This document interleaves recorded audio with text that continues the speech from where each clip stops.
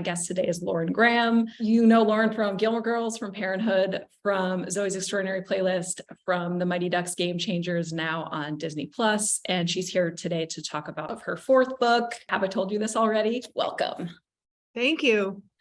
So I first want to talk about kind of what prompted you to write this story. It's your fourth book. It's some stories that are really mostly, I feel like, your earlier career, kind of your story of making it, not the idea of making it, but just like the little moments that happened along the way. So what for you wanted you to tell this story now? Well, we had this little pandemic and I needed to do something with my brain, and I have celiac disease, so I couldn't make sourdough bread. So it was a function of having time, but it was also a function of getting to a place in my life where I've had dear friends for so long and family members who know all my key stories or the stories I tell myself of how one thing led to another and how I got here. And it doesn't even mainly have to do with show business. It's just the me who's here today. Like here are the building blocks of that. And, but I was particularly struck when I discovered, which is in the book, that the story my father had been telling me about the day I was born had some complete information in it.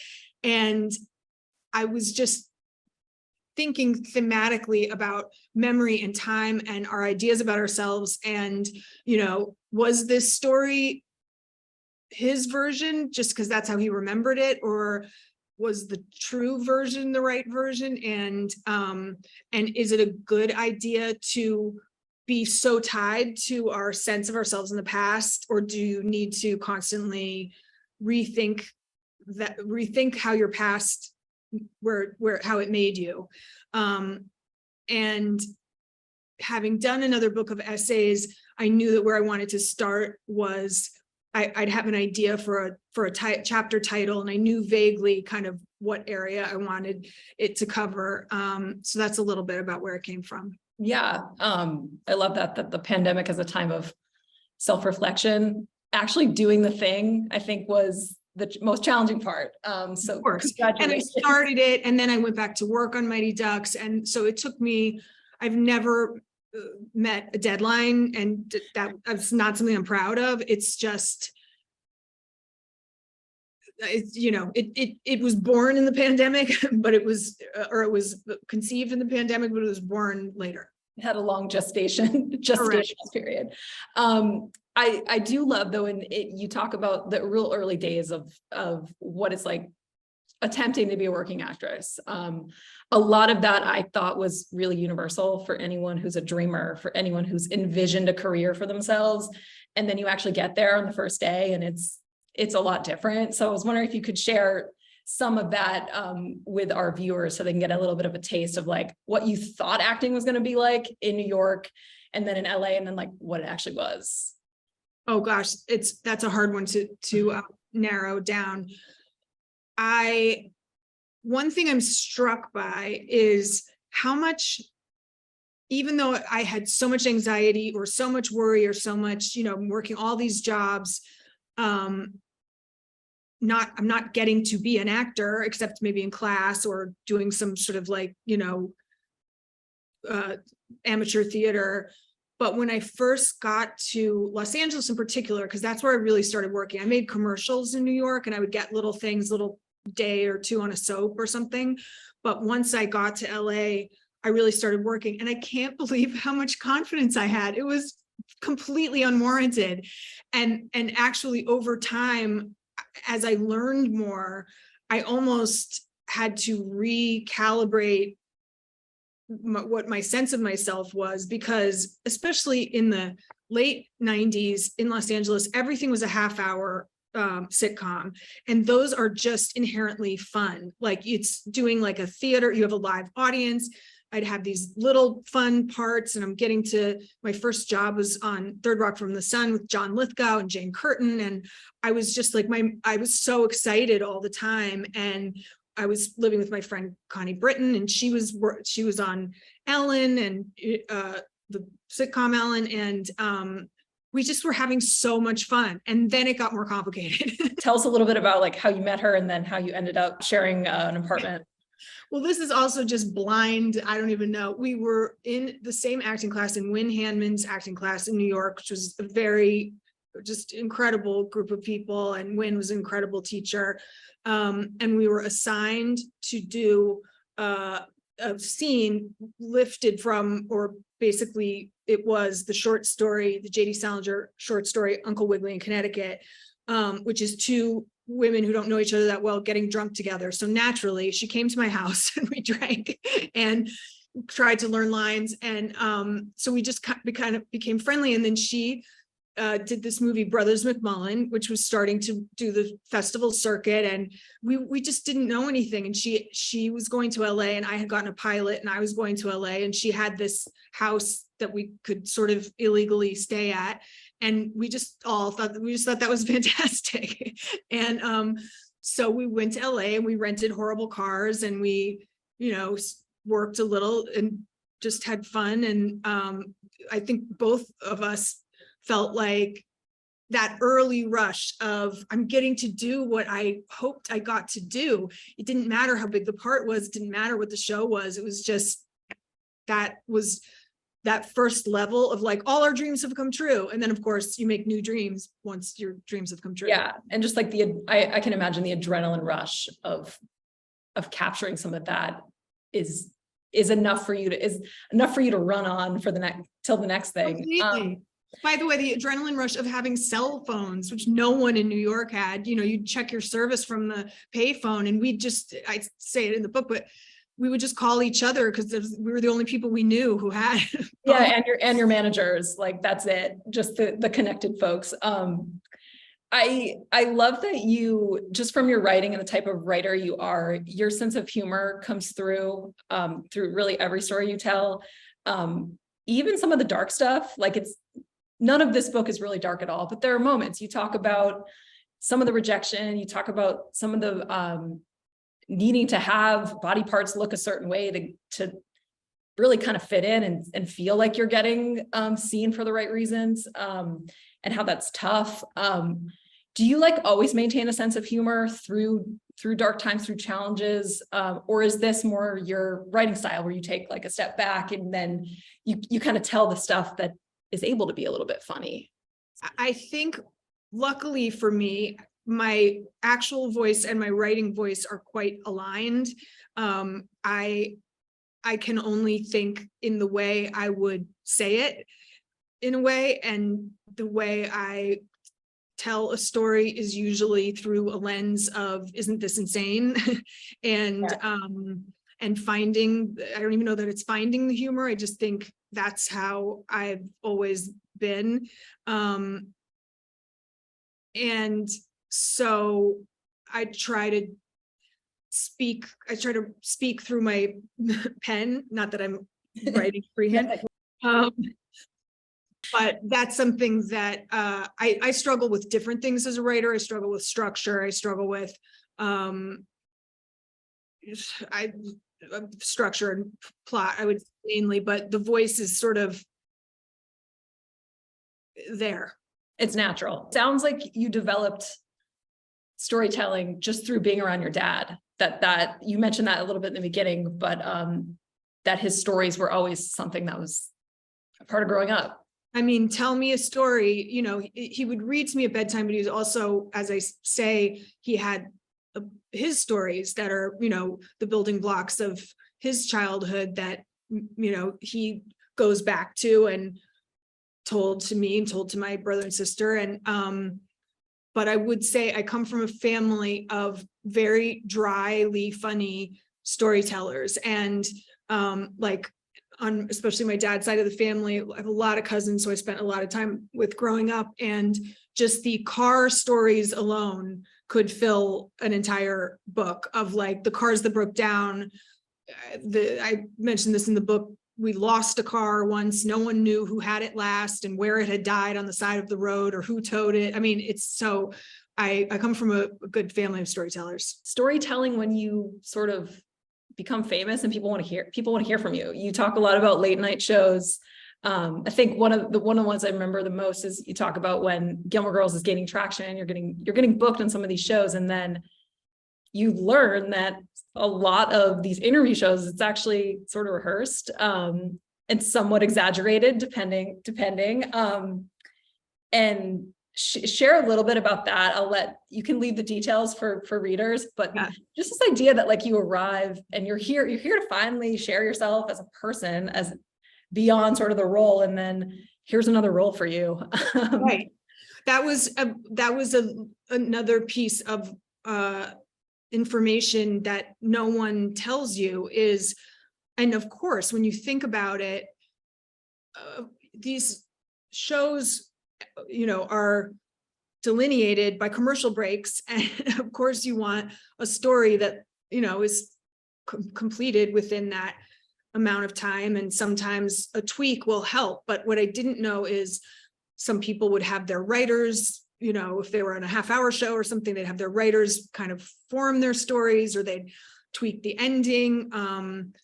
And it just caused me to question what else was not totally authentic, and how I felt about, was it more important to tell the real story, or was it more important to be funny on a talk show?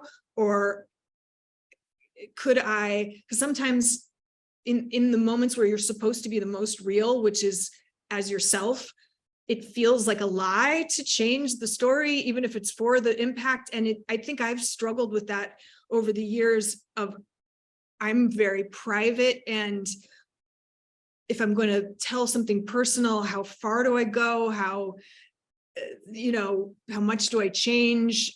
So I still don't really have the answer, but I'm definitely asking the question. You are a writer, and writing seems to be something that you will continue to do. And I am wondering if writing is a way for you to cut through that and to actually be yourself on the page. I think so. And I think that's why before I really thought I am also a writer, and that's something I'm going to take seriously and do as another kind of pursuit. I started asking when I'd get, an article in something, can I write it?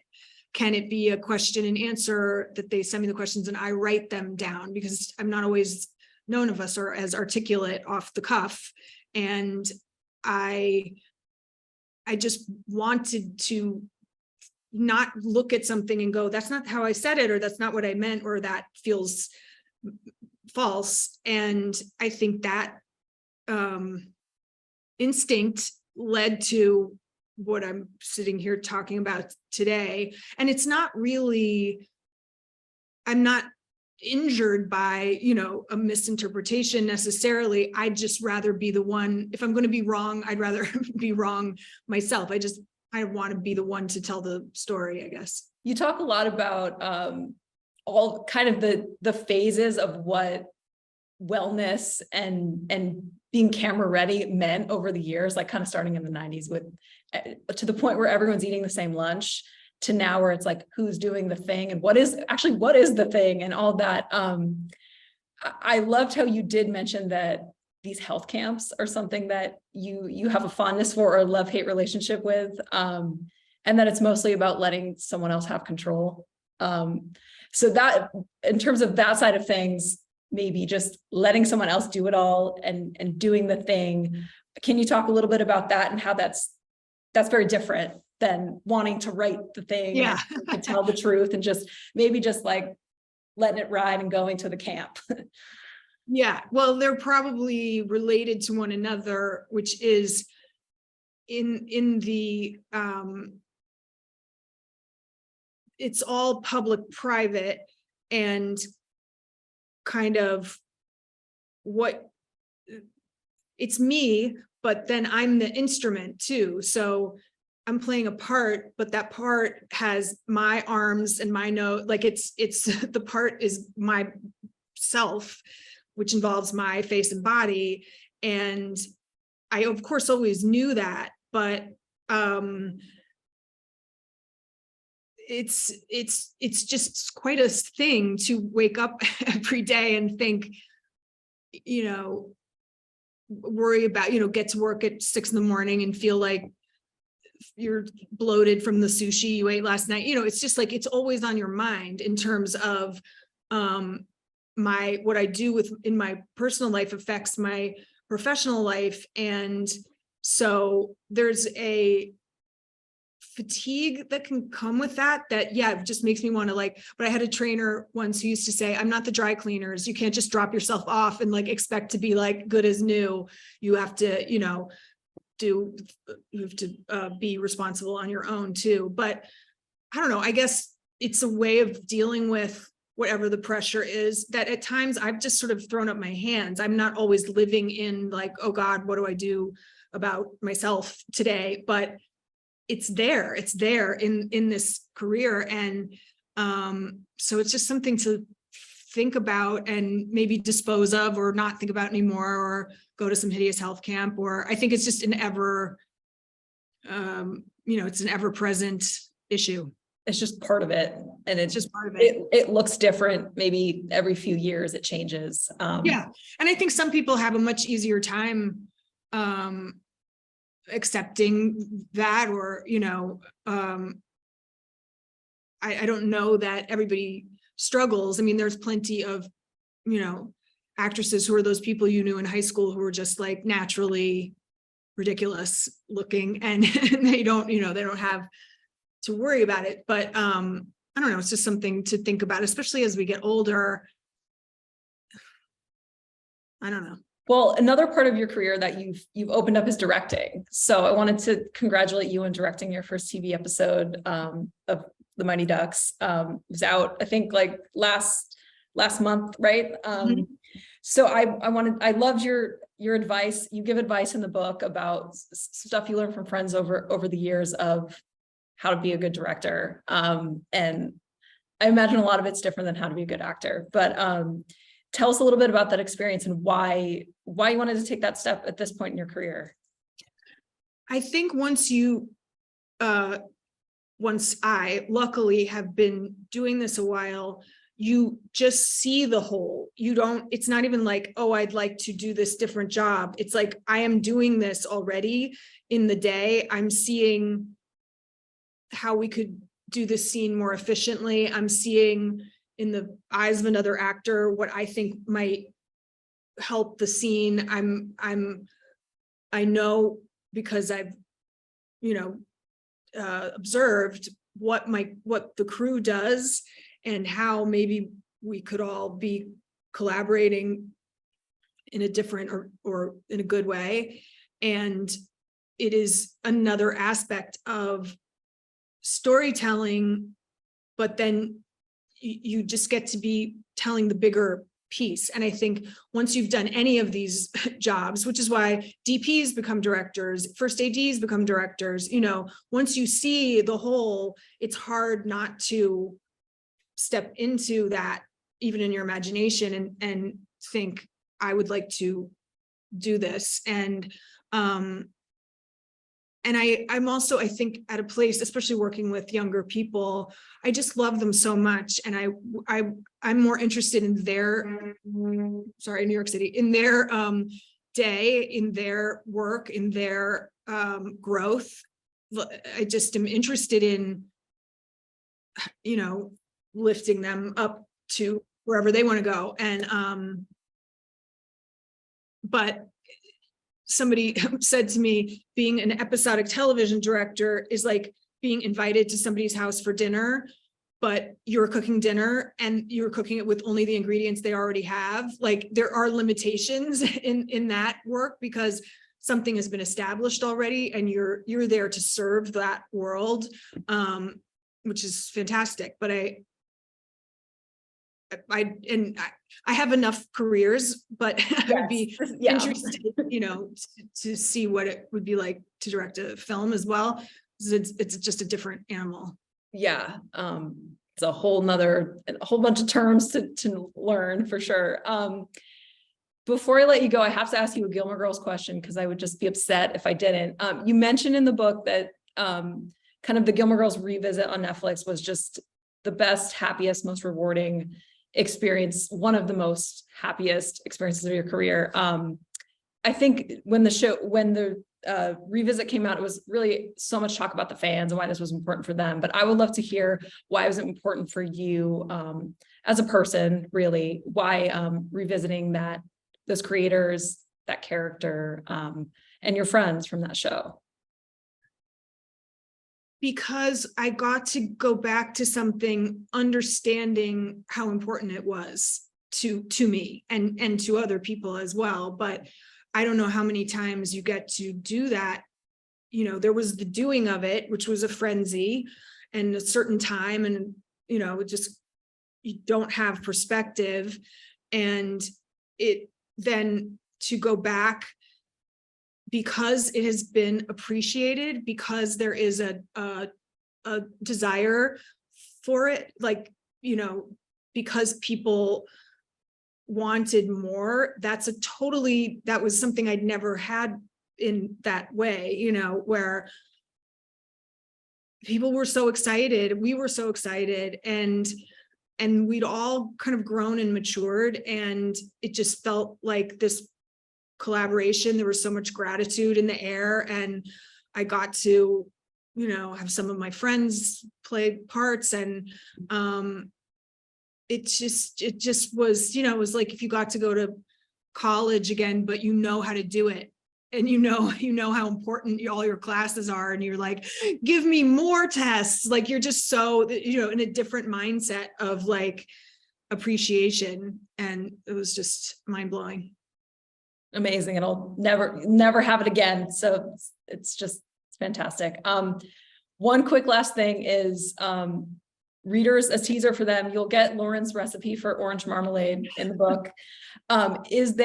You also reveal you're a Masterclass subscriber. Is there one Masterclass we all need to take? What is memorable? What's been your favorite?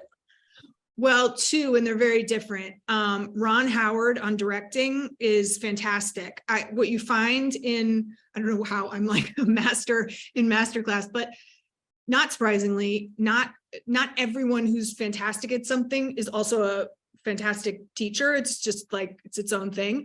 Ron Howard's directing is so clear and so interesting and so creative and so helpful. And he breaks down scenes. It's incredible. And the other one, I'm going to forget the guy's name, but is Hostage Negotiation, which is fascinating. And I don't know how it applies to your real life, and I don't want to know, but it was just like a really fascinating study of the human mind, I guess, and how this person has learned to get people to do what he wanted them to do. Sounds useful for all. Right. The book is called Have I Told You This Already? The author is Lauren Graham. Thank you so much for being on Salon Talks. Thank you. It was really fun. Thank you.